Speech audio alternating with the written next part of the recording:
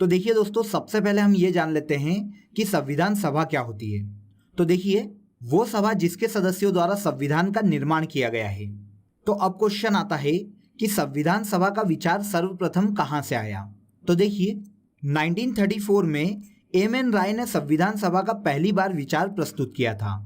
Officially 1934 में ही Swaraj party ने मांग की थी कि भारत के संविधान निर्माण के लिए संविधान सभा का गठन किया जाए, जो कि भारत में संविधान का निर्माण करेगी।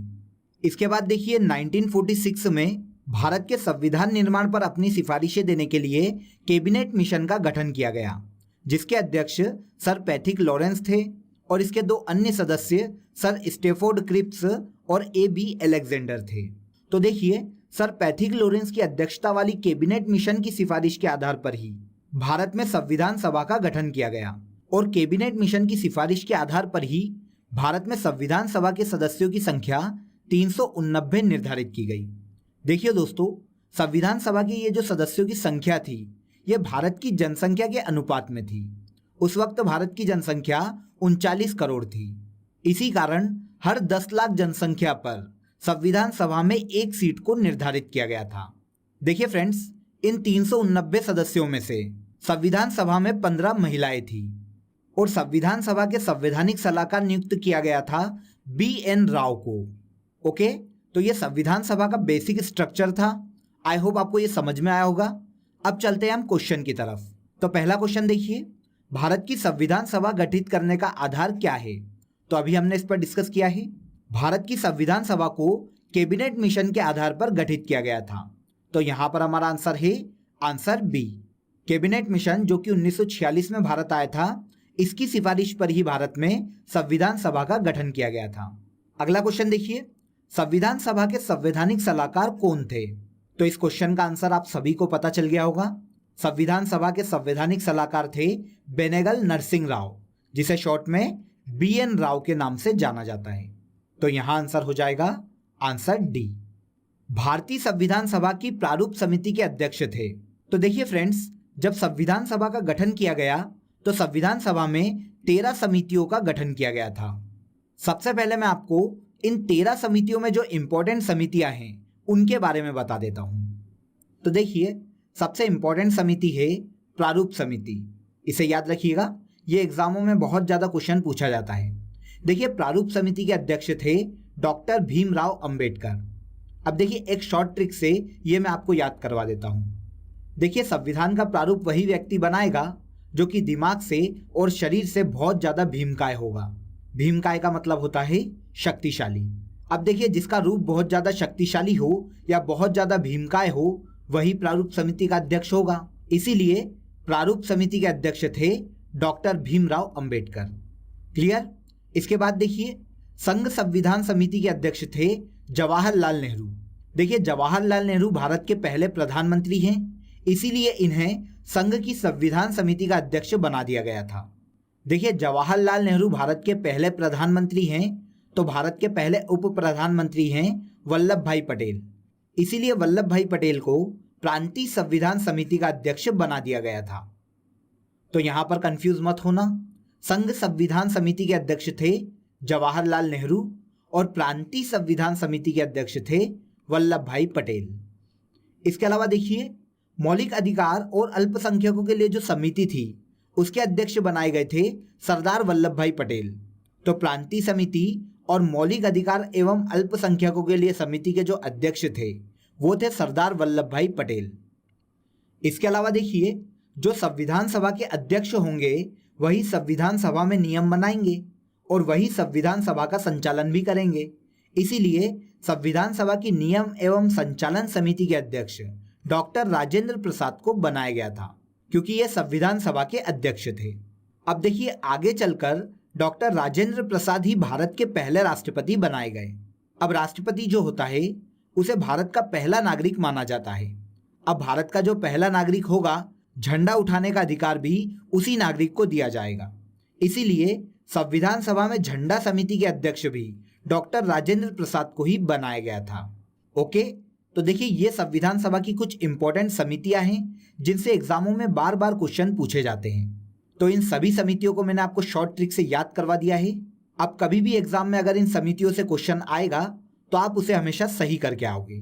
देखिए, अगर आप संविधान सभा की थ्योरी को डिटेल में पढ़ना चाहते हैं तो मैंने एक शॉर्ट ऑडियो बनाया है जिसकी लिंक आपको डिस्क्रिप्शन में दी गई है, जहां से आप उस ऑडियो को सुन सकते हैं, जिससे संविधान सभा से रिलेटेड जितने भी फैक्ट हैं वो आप सभी को और अच्छे से क्लियर हो जाएं। ओके, तो चलते हैं क्वेश्चन पर। तो भारतीय संविधान सभा की प्रारूप समिति के अध्यक्ष कौन थे? तो डॉक्टर भीमराव अंबेडकर। तो यहां पर हमारा आंसर है आंसर सी। चलते हैं अगले क्वेश्चन पर। संविधान सभा के चुने हुए स्थायी अध्यक्ष कौन थे? तो देखिए फ्रेंड्स, 9 दिसंबर 1946 को संविधान सभा की पहली बैठक आयोजित की गई थी, जिसके अस्थायी अध्यक्ष बनाए गए थे सच्चिदानंद सिन्हा, क्योंकि पूरी संविधान सभा में यही सबसे उम्रदराज व्यक्ति थे। लेकिन देखिए, मुस्लिम लीग के विरोध के बाद 11 दिसंबर 1946 को, मतलब 2 दिन बाद ही इसके स्थायी अध्यक्ष बनाए गए थे राजेंद्र प्रसाद। ओके, तो अगर आपसे क्वेश्चन ऐसा पूछा जाए कि संविधान सभा के अस्थायी अध्यक्ष कौन थे, तो सच्चिदानंद सिन्हा, जो कि 9 दिसंबर को बनाए गए थे, और इसके 2 दिन बाद स्थायी अध्यक्ष चुने गए थे राजेंद्र प्रसाद, जो कि 11 दिसंबर को बनाए गए थे। तो यहां पर हमारा आंसर है आंसर सी। नेक्स्ट क्वेश्चन देखिए, भारत के लिए संविधान की रचना हेतु संविधान सभा का विचार निम्नलिखित में से सर्वप्रथम किसने प्रस्तुत किया था? तो देखिए, अभी हमने संविधान सभा का बेसिक स्ट्रक्चर डिस्कस किया है। तो देखिए, संविधान सभा का विचार सबसे पहले किसने प्रस्तुत किया था? तो स्वराज पार्टी ने 1934 में। तो यहां पर हमारा आंसर हो जाएगा आंसर ए। इन व्यक्तियों में से कौन कैबिनेट मिशन का सदस्य नहीं था?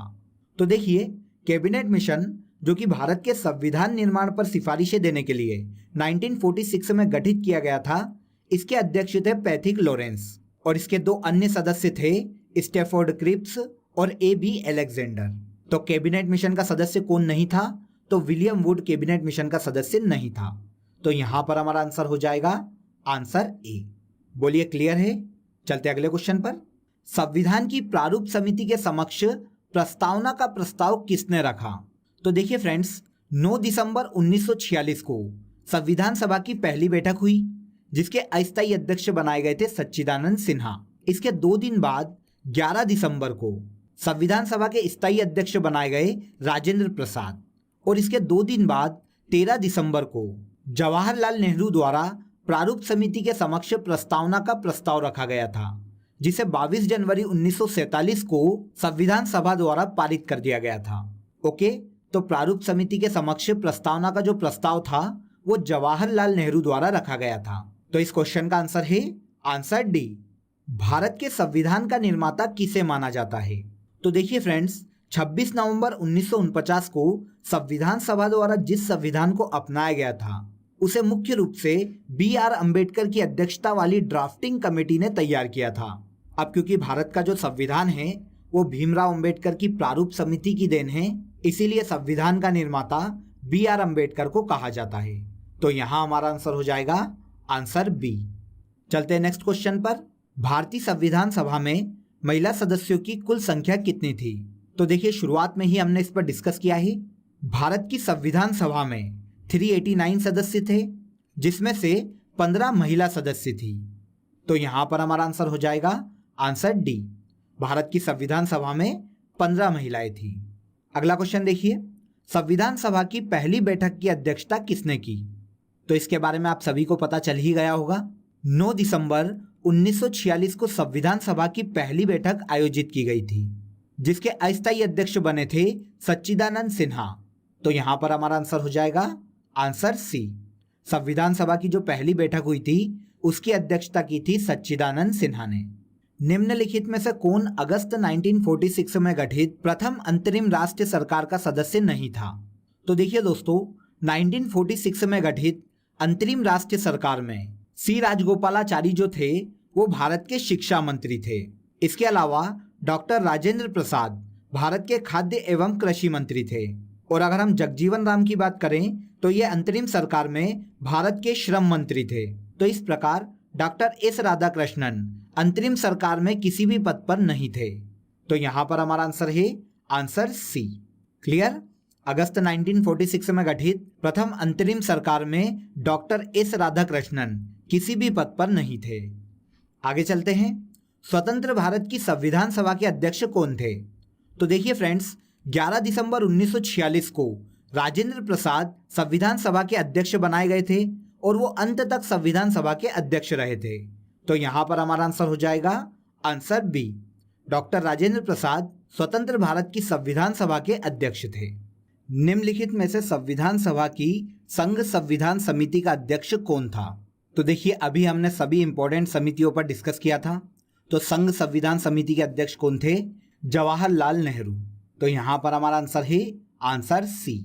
अगला क्वेश्चन देखिए, भारतीय संविधान सभा की स्थापना की गई थी। तो देखिए, संविधान सभा की जब पहली बैठक हुई होगी तभी संविधान सभा की स्थापना की गई होगी।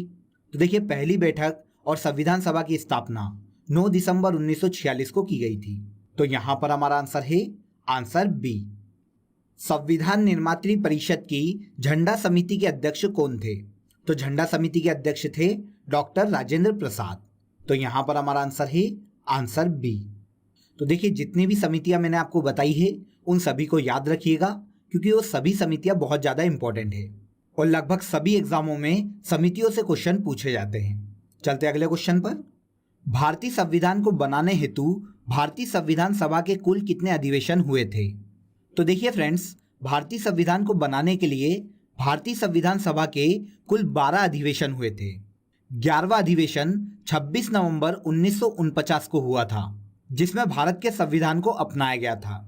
और इसके बाद जो आखिरी अधिवेशन हुआ था वो 24 जनवरी 1950 को हुआ था।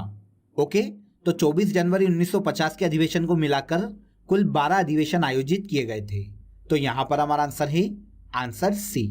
भारतीय संविधान को बनाने के लिए संविधान सभा के कुल 12 अधिवेशन आयोजित किए गए थे। नेक्स्ट क्वेश्चन देखिए, जिस संविधान सभा द्वारा भारत के संविधान का अधिनियम किया गया उसके सदस्य कौन थे? तो देखिए फ्रेंड्स, भारत की संविधान सभा में विभिन्न प्रांतों की विधानसभाओं द्वारा नामित सदस्यों को शामिल किया गया था। तो यहाँ पर हमारा आंसर हो जाएगा आंसर सी। भारत की संविधान सभा में विभिन्न प्रांतों की विधानसभाओं द्वारा नामित सदस्यों को शामिल किया गया था। भारत को एक संविधान देने का प्रस्ताव संविधान सभा द्वारा कब पारित किया गया था? तो देखिए फ्रेंड्स, 22 जनवरी 1947 को संविधान द्वारा भारत को एक संविधान देने का उद्देश्य प्रस्ताव पारित किया गया था, जो कि 13 दिसंबर 1946 को जवाहरलाल नेहरू द्वारा पेश किया गया था। इसके बारे में मैं आपको पूर्व में भी बता चुका हूं। तो यहाँ आंसर है आंसर बी। देखिए, उद्देश्य प्रस्ताव को 13 दिसंबर 1946 को जवाहरलाल नेहरू ने पेश किया था और 22 जनवरी 1947 को संविधान सभा द्वारा इसे पारित कर दिया गया था। क्लियर? इस क्वेश्चन को याद रखिएगा, ये बहुत ही महत्वपूर्ण क्वेश्चन है। चलते अगले क्वेश्चन पर। भारतीय संविधान सभा के प्रथम दिन के अधिवेशन की अध्यक्षता इन्होंने की थी। तो फ्रेंड्स, आप सभी को इस क्वेश्चन का आंसर पता चल ही गया होगा। 9 दिसंबर 1946 को संविधान सभा का जो पहला अधिवेशन हुआ था उसकी अध्यक्षता की थी सच्चिदानंद सिन्हा ने। तो यहाँ पर हमारा आंसर है आंसर डी। नेक्स्ट क्वेश्चन देखिए, भारत का संविधान लागू हुआ था। तो भारत का संविधान लागू हुआ था 26 जनवरी 1950 को। तो यहाँ पर हमारा आंसर है आंसर ए। यहाँ पर एक और इम्पोर्टेंट चीज को ध्यान रखिएगा दोस्तों, कि भारत की जो संविधान सभा थी वो 2 साल 11 महीने और 18 दिन तक चली थी। 2 साल 11 महीने 18 दिन के बाद 26 जनवरी 1950 को भारत के संविधान को लागू कर दिया गया था। ओके, अगला क्वेश्चन देखिए, 1946 में निर्मित अंतरिम सरकार में कार्यपालिका परिषद के उपसभापति कौन थे? तो देखिए फ्रेंड्स, 24 अगस्त 1946 को अंतरिम सरकार की घोषणा की गई थी, जिसमें जवाहरलाल नेहरू को कार्यपालिका परिषद का उपसभापति बनाया गया था। तो यहाँ पर हमारा आंसर है आंसर ए। जवाहरलाल नेहरू अंतरिम सरकार में कार्यपालिका परिषद के उपसभापति थे। अगला क्वेश्चन देखिए, संविधान को 26 जनवरी के दिन ही लागू करने का निर्णय क्यों लिया गया था? तो देखिए, इसके पीछे की मैं आपको एक छोटी सी स्टोरी बता देता हूं, उसे आप याद रखिएगा। देखिए, 1929 में कांग्रेस का लाहौर अधिवेशन आयोजित किया गया था और लाहौर अधिवेशन की अध्यक्षता की थी जवाहरलाल नेहरू ने। क्लियर?